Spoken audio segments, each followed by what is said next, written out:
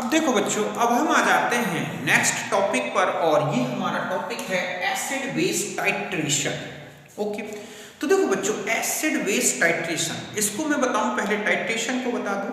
Titration क्या होता है? तो देखो, टाइट्रेशन का मतलब है कि कोई एक ऐसा सॉल्यूशन लो जिसकी कॉन्सेंट्रेशन अननोन हो, जिसको आप मतलब जिसकी कॉन्सेंट्रेशन आपको नहीं मालूम।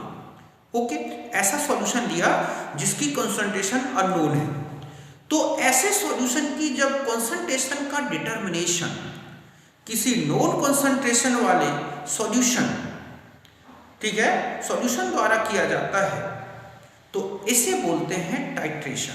मतलब determination of concentration of a known solution by adding of solution of, ठीक है, reagent with known concentration is called, ठीक है, टाइट्रेशन। यही मैंने लिखा है कि the method of determination of concentration of one solution by adding the solution of the reagent of known concentration is called titration. मतलब ये हुआ कि ये आपको एक सॉल्यूशन मैंने दे दिया, ओके, ये एक कोई सब्सटेंस है, इस सॉल्यूशन की कॉन्सेंट्रेशन आपको नहीं पता।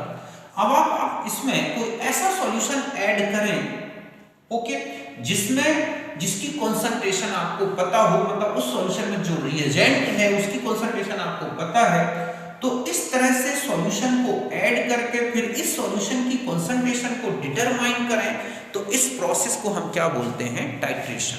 जो आपने लैब में किए होंगे 11th 12th में, redox titration, acid base titration, कॉम्प्लेक्सोमेट्री titration, बहुत सारे टाइट्रेशन हैं। हमें यहाँ केवल एसिड बेस टाइट्रेशन लेना है। अब इस देखो, और आगे मैंने क्या लिखा है कि the solution taken in burette, आपने देखा वो जो लंबी सी ब्यूरेट स्टैंड में लगी होती है, उसमें जो सॉल्यूशन भरा होता है उसे तो हम बोलते हैं टाइट्रेंट। एंड सॉल्यूशन जो अननोन सॉल्यूशन है, जिसे आप पिपेट से लेते हैं कॉनिकल फ्लास्क में, उस सॉल्यूशन को बोलते हैं एनालाइट।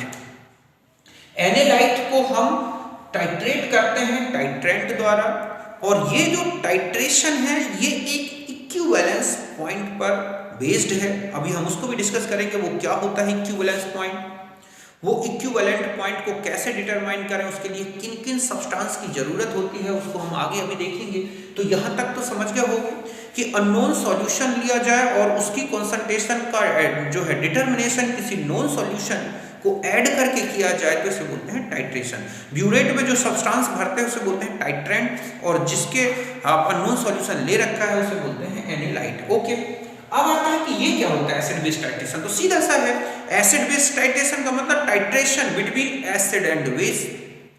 समझ गए ना कि जब हम एसिड और बेस के बीच में जब टाइट्रेशन करते हैं कि एसिड की कॉन्सेंट्रेशन अननोन है और बेस की नोन है, तो फिर हम दोनों को ऐड करके और उसमें कॉन्सेंट्रेशन डिटरमाइन करते हैं, तो हम इसी को क्या बोलते हैं? Acid base titration. या बिल्कुल उल्टा, आपको बेस की कॉन्सेंट्रेशन अननोन है और एसिड की कॉन्सेंट्रेशन पता है, फिर इनके बीच में टाइट्रेशन करके आप कॉन्सेंट्रेशन डिटरमाइन कर रहे हैं, तो भी वो क्या कहलाएगा? Acid base titration. यहां पर हम केवल एसिड बेस टाइट्रेशन, इसका इक्विवेलेंस पॉइंट कैसे डिटरमाइन करते हैं, इंडिकेटर्स क्या होते हैं, टाइप्स क्या होते हैं, इनकी थ्योरी क्या है इंडिकेटर की, इसको डिस्कस करेंगे। अब मैं एक और बता दूं कि जो एसिड बेस टाइट्रेशन है बच्चों, उसके 4 टाइप्स लेंगे हम यहां पर, कंप्लीट डिस्कस करेंगे। एक होता है strong acid strong base titration, जैसे NaOH और HCl के बीच का टाइट्रेशन। समझ गए ना, किसके बीच में? NaOH और HCl का टाइट्रेशन हो। Strong acid weak base titration, suppose HCl है और NH4OH के बीच में टाइट्रेशन कर रहे हैं कि स्ट्रॉन्ग एसिड HCl ले लें, उसका टाइट्रेशन वीक बेस से कर रहे हैं। थर्ड होता है कि स्ट्रॉन्ग बेस और वीक एसिड, तो स्ट्रॉन्ग बेस सपोज NaOH है और आप एसिटिक एसिड के बीच में टाइट्रेशन कर रहे हैं, और एक weak acid weak base titration है, सपोज CH3COOH और NH4OH के बीच में टाइट्रेशन कर रहे हैं। तो ये कुछ भी हो सकते हैं, मतलब स्ट्रॉन्ग एसिड चाहे वो कोई भी स्ट्रॉन्ग एसिड हो, स्ट्रॉन्ग बेस KOH NaOH जो भी हो, उनके बीच का टाइट्रेशन है, इनके बीच टाइट्रेशन है, इनके बीच टाइट्रेशन है, इनके बीच टाइट्रेशन है। तो हम इन टाइट्रेशंस को अच्छी तरह से एक एक करके समझेंगे, इन्हें कैसे डिटरमाइन करते हैं, कॉन्सेंट्रेशन का डिटरमिनेशन कैसे किया जाता है, वो डिस्कस करेंगे। तो यहां तक आप नोट करें।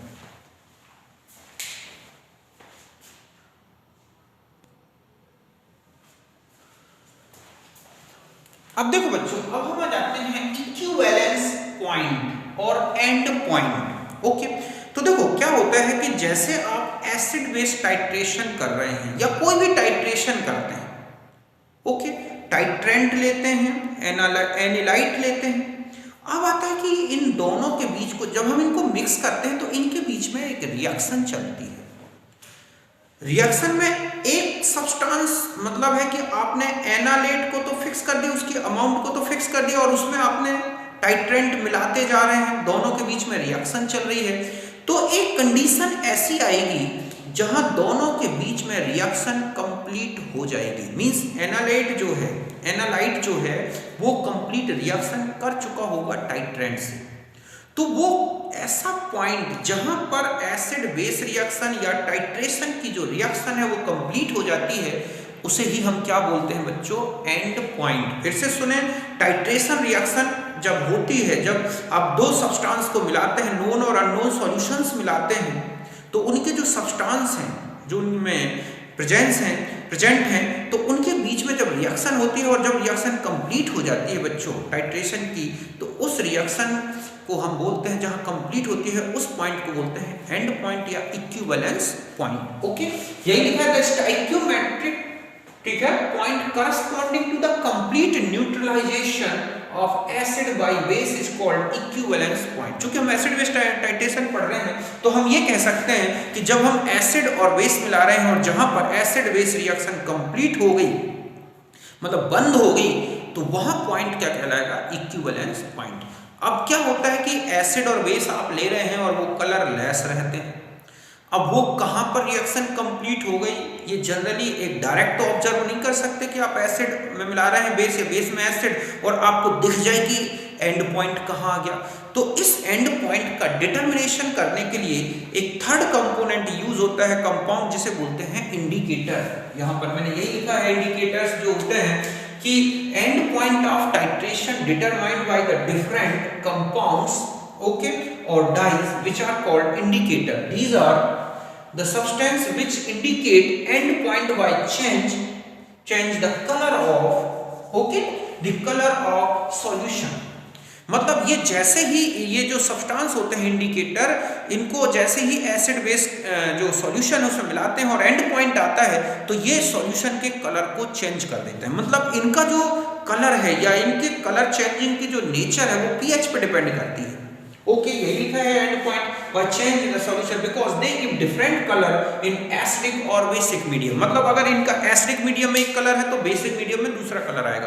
तो जैसे फिनोल्फथलीन है, फिनोल्फथलीन को मान लो आपने जो है HCl में डाल दिया और वो एनालाइट की तरह यूज कर रहे हैं, आप उसमें HCl डाल दिया, वो कलरलेस रहेगा। एसिडिक मीडियम में फिनोल्फथलीन कलरलेस होता है। अब आप उसमें NaOH मिलाते जा रहे हैं, धीरे धीरे HCl न्यूट्रल होता जाएगा NaOH से, और जब HCl कंप्लीट न्यूट्रल हो जाएगा तो एक ड्रॉप भी अगर आपने NaOH की डाल दी तो तुरंत फिनोल्फथलीन जो है वो क्या हो जाएगा, पिंक कलर प्रोड्यूस कर देगा बेसिक मीडियम में, और आपको तुरंत पता चल जाएगा कि आपका एंड पॉइंट आ गया।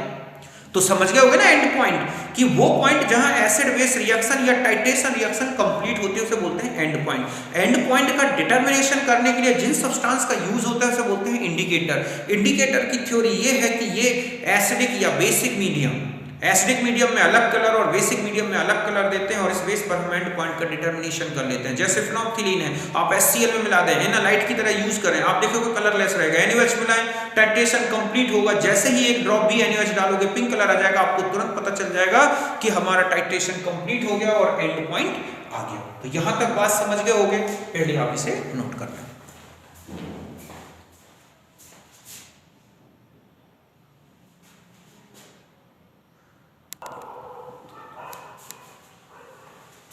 अब देखो बच्चों, एक और मैं पॉइंट बता देता हूं और वो है pH रेंज। तो देखो जो इंडिकेटर है, जो एंड पॉइंट डिटरमाइन कर रहे हैं, ये इंडिकेटर एकदम एक फिक्स pH पॉइंट पर कलर चेंज नहीं करते। इनका रंग जो कलर चेंजिंग है वो एक pH की रेंज के बीच में होता है और लगभग 2 यूनिट का डिफरेंस होता है pH में, तो वो कहलाती है pH रेंज। मतलब the change in colour of indicators takes place within a small interval of pH, generally 2 pH unit. समझ गए ना कि 2 पीएच पॉइंट्स के बीच में इनका कलर चेंजिंग आता है। एकदम फिक्स पॉइंट की इतना पीएच 3 पर ही कलर आ जाए ये जरूरी नहीं। ओके, तो वो पीएच, उसको जो इंटरवल है पीएच का, वही क्या कहलाता है बच्चों, पीएच रेंज। जैसे कुछ इंडिकेटर्स की बता देता हूं, जैसे thymol blue, methyl yellow, methyl orange, phenolphthalein. Methyl blue का 1.2 से 2.8 के बीच का होता है पीएच रेंज। इस रेंज पर जो है मिथाइल ब्लू, अगर इस पीएच से इस पीएच तक की वैल्यू चेंज होती है तो वो कलर देगा। एसिडिक मीडियम में जो कलर है इसका रेड होता है और बेसिक मीडियम में येलो कलर आता है। ओके, मिथाइल येलो जो होता है 2.9 से 4 का है, रेड और येलो, ये उनके एसिडिक मीडियम में रेड और उसमें येलो। मिथाइल ऑरेंज 3.1 से 4.4, जो एसिडिक मीडियम है उसमें तो ये पिंक कलर देता है और जो बेसिक मीडियम है वो येलो कलर होता है। और आपने देखा भी होगा, टाइट्रेशन किया होगा, एसिड बेस टाइट्रेशन 12th में जुड़ गया है ये। ओके, फिनोल्फथलीन में आप आओगे तो पीएच रेंज 8.3 से 10 के बीच का होता है। आप देखोगे एसिडिक मीडियम में कलरलेस होता है और जैसे ही बेसिक मीडियम आता है पिंक कलर दे देता है। जब हम स्ट्रॉन्ग एसिड का स्ट्रॉन्ग बेस से टाइट्रेशन करते हैं तो मिथाइल ऑरेंज या फिर एनीवे जो है फिनोल्फथलीन दोनों यूज कर सकते हैं। अभी हम देखेंगे कि कौन सा जो सिलेक्शन ऑफ इंडिकेटर्स है वो किस टाइट्रेशन में कैसे सिलेक्ट करते हैं, ये हम पीएच रेंज के बेस पर ही अच्छी तरह से समझेंगे। तो यहाँ तक मैंने आपको इंडिकेटर के पीएच रेंज तक बता दिया, यहाँ तक आप नोट कर लें। अब हम जो नेक्स्ट में आएंगे उसमें हम डिफरेंट टाइप्स ऑफ के जो है acid base titration, selection of indicators, indicator theory, तो ओके, इसके बारे में डिस्कस करेंगे। ओके, तो मिलते हैं नेक्स्ट वीडियो में, तब तक के लिए बाय, नमस्कार, थैंक यू।